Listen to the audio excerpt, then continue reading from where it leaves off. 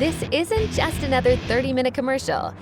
This is the people behind the products, the innovators, the engineers, the entrepreneurs. Scent thief, Mr. Russell.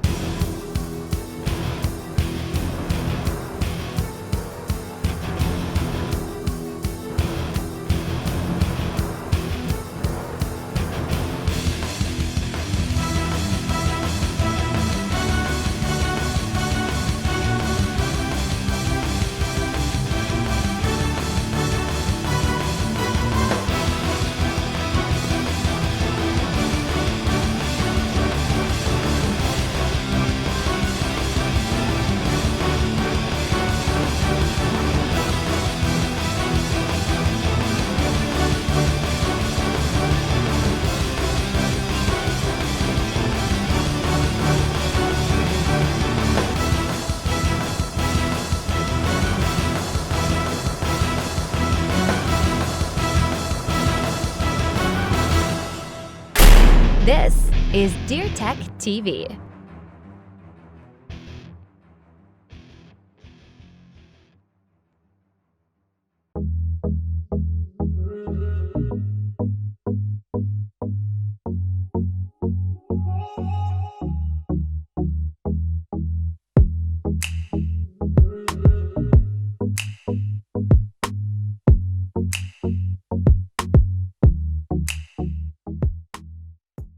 Hi, I'm Chad Stolf with Maverick Blinds. I'm going to go over how I created Maverick Blinds kind of out of the necessity back in 2012. I was down hunting in Kansas. I have some hunting land in Kansas. In 2010 we went down there and I had a bunch of pop-up blinds to go turkey hunting in, and some buddies came down there and the storm came through, and when we got down there at 5 in the morning, everybody went out to their blind and every blind was destroyed down to the ground. And I just got sick and tired of fixing and going over these pop-up blinds, so I said I need a hard blind down here, one that we don't have to deal with. And I went out and looked around for hard blinds, and everyone was really designed for gun hunting, and we were down there bow hunting for these turkeys and for deer down there. So I started designing the Maverick blind, and I know I needed to split it in two to be able to make it shippable, and you can kind of see the blinds behind me. They're split in two, they get shelled together when we ship them. So that's really out of necessity. I designed it to be able to be shippable, a hard blind that can sit out there for the next 20 years with very little maintenance to it. And that's how I kind of created out of necessity a Maverick blind that you can bow and gun hunt out of. In 2019, we moved all the operations over here to where we currently are now in this warehouse, and very proud to say we're still built in the USA right here in Pulaski, Wisconsin.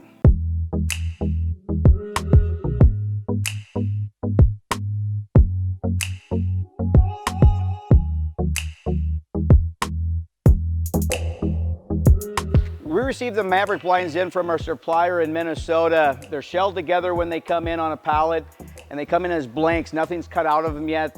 And what we do is we cut out the windows, we cut out the door, we hinge the door to get it ready to ship out to our customer. And on this side is kind of the end process after we've done what we have to do here at the warehouse. You can see all the windows are cut out. The door is cut out and we leave two tabs in the door, the top and the bottom, so it's still stationary there. So for shipping purposes, that doesn't get damaged. And this is how it will come to the customer with everything cut out. All the holes are pre-drilled where you put your handles, your door latches, all your window hinges and clips are all pre-drilled, so it's very easy just to assemble everything once it comes to the customer. One of the best features about this blind and how I designed it when I originally did was a two-piece design. This just pops off when we finish it.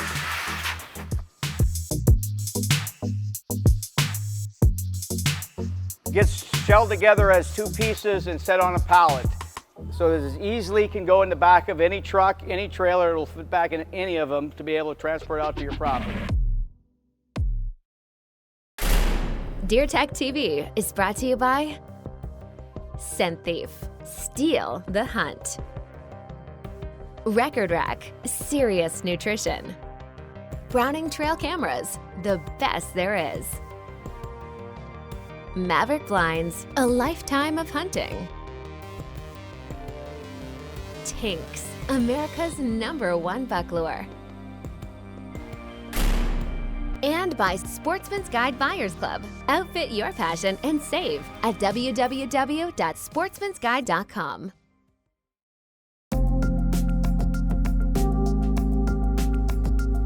Whether you're aiming for the gold or targeting the vitals of a whitetail, every detail matters in your shot as an archer.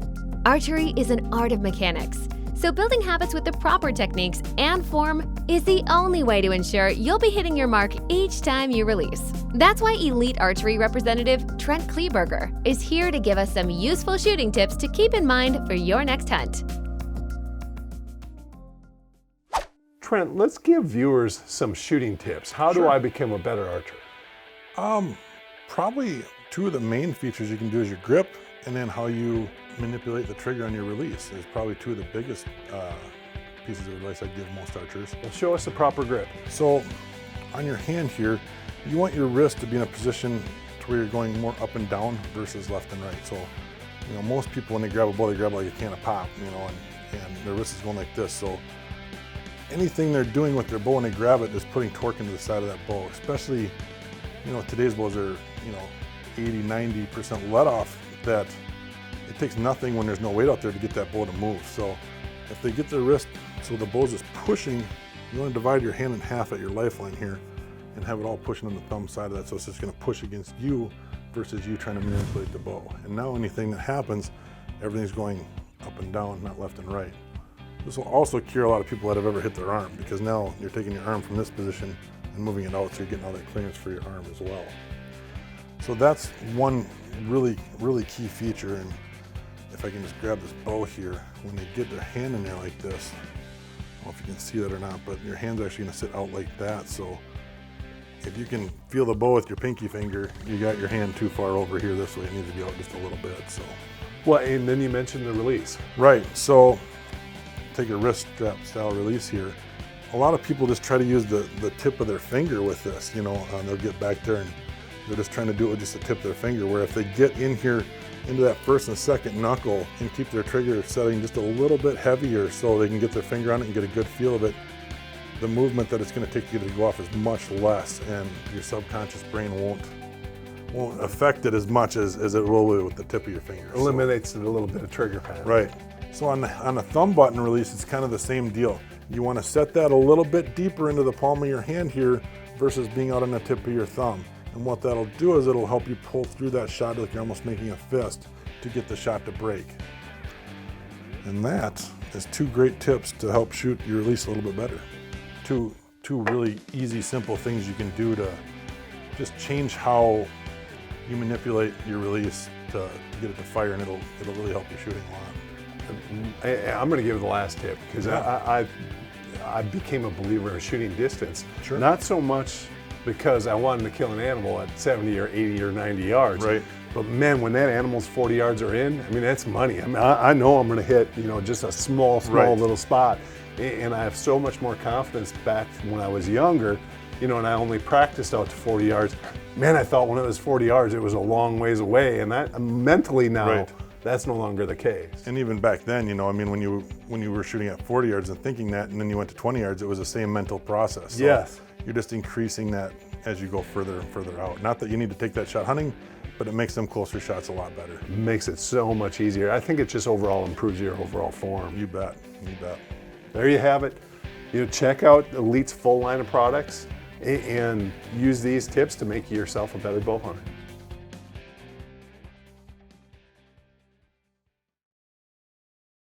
For over 25 years, QAD has set the bar in arrow rest technology. Made in the USA and built with a lifetime warranty, the Ultra Rest gives you flawless operation guaranteed every time. When you pair the Ultra Rest with QAD's Exodus broadheads that feature top-of-the-market penetration and consistency, then you'll be crushing bones, not blades.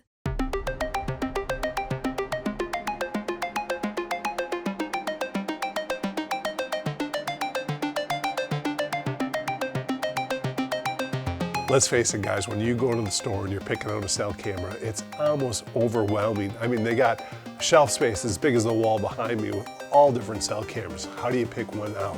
You know, you can look at trigger speed, you can look at megapixels, you can look at cell cameras versus traditional trail cameras versus, you know, it's endless. Flash, do you want a flash? Do you want a black flash? Do you want a red flash? The list is endless about the capabilities of these cell cameras. For me, it's all about three key things. I want a high-performing camera, one that takes great pictures, fast trigger speed, all those things that add up to the performance of the camera. The other thing is, I want that at an affordable price. I don't want to be spending $500 on one single trail camera. The last point, I like small cameras because I'm always worried about somebody finding my cameras, or I'm worried about the deer seeing them, so I like a smaller version of a camera. My friend Tom Rainey is going to tell you all about the new Browning Trail Camera series out this year. Hey everybody, Tom Rainey here from Browning Trail Cameras, and I'm here today to tell you a little bit about the Strikeforce HD Max Plus Trail Camera, new for 2021. As most of you know, the Strikeforce series of trail cameras is traditionally our best-selling line of trail cameras, and we expect that to be no different this year with 4 new amazing innovations on the Strikeforce HD Max Plus Trail Camera. The first of those innovations is that this camera is now capable of capturing up to 20 megapixel images, and this year it has an adjustable trigger speed setting that ranges from 0.135 seconds to 0.7 seconds. It also has a 0.5 second recovery time and records up to 900p HD videos with sound. There's an adjustable flash range on this camera with 3 settings: fast motion, economy, and long range that can reach out up to 100 feet. There's also an adjustable detection range on this camera that reaches out up to 80 feet. And you'll always get long battery life from Browning Trail Cameras, and on this particular model it only requires 6 AA batteries.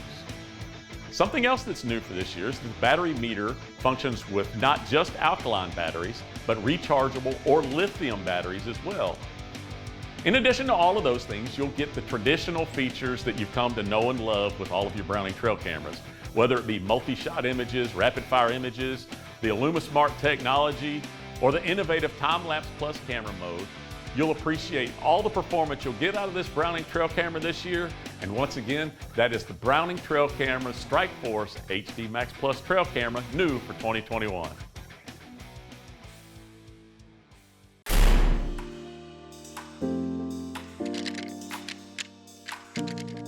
Next up on DeerTech TV, we head to Ohio with Rick White of Through the Eyes of a Hunter to see what the Buckeye State has in store for him.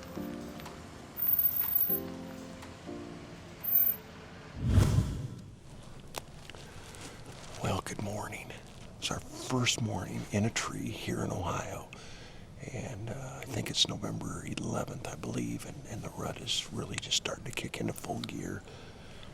Brian behind the camera. We're gonna give it a shot. First time in the stand here in Ohio, and we're in a beautiful wood spot. So a lot of deer, a lot of movement, and I'm pretty excited to be here. So never know what'll happen.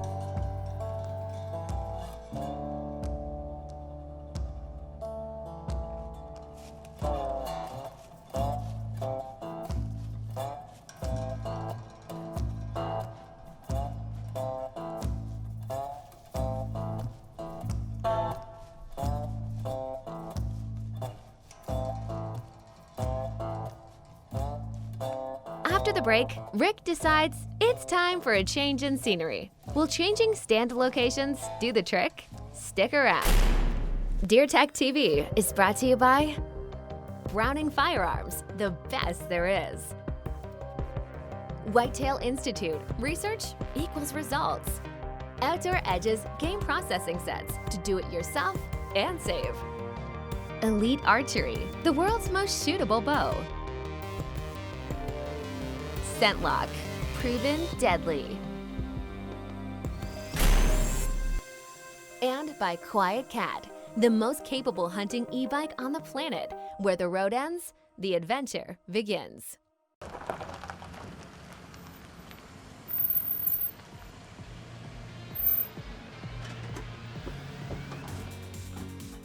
Rick White, welcome to Ohio. I've been playing around with this camera trying to figure things out. Well, I hope you got it figured out.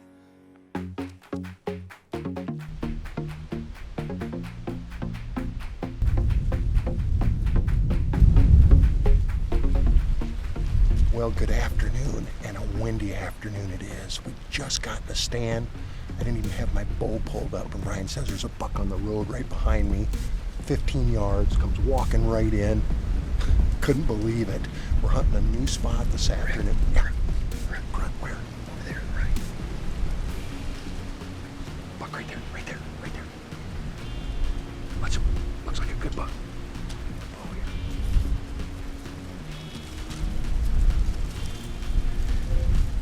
He's gone behind that thick stuff.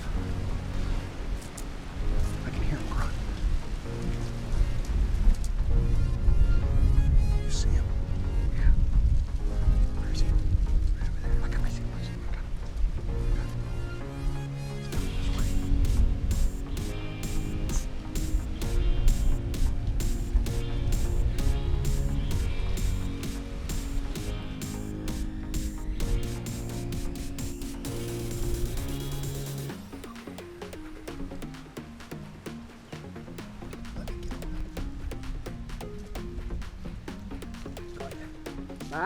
Matt?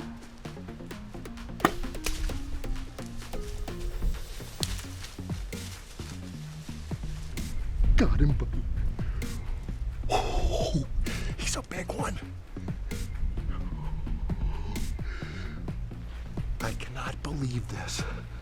We haven't been in the stand 15 minutes on my first day afternoon hunt. Just got in the stand. Small buck comes walking up underneath us.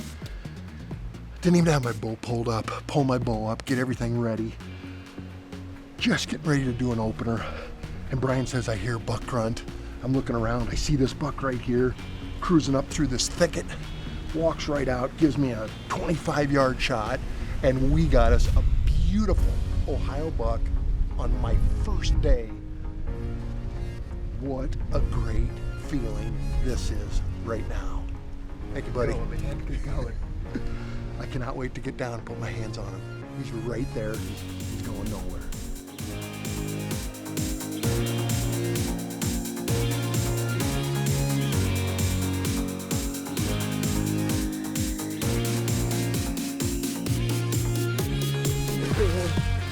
Let me set my Matthews down and let's take a look at this.